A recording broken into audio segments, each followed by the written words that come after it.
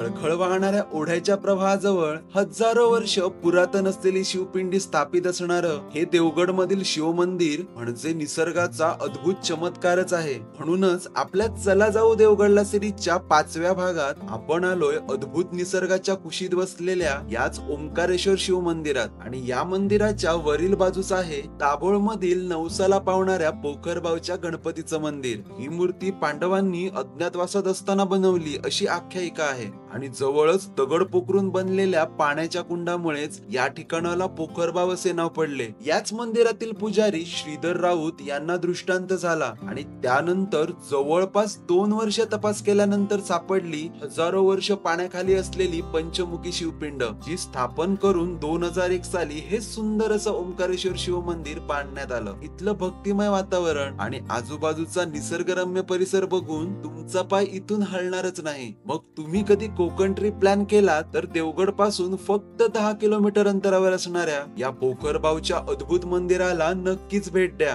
आणि देवगड जवळील अशाच भन्नाट जागा पाहण्यासाठी आत्ताच चला जाऊला फॉलो करा.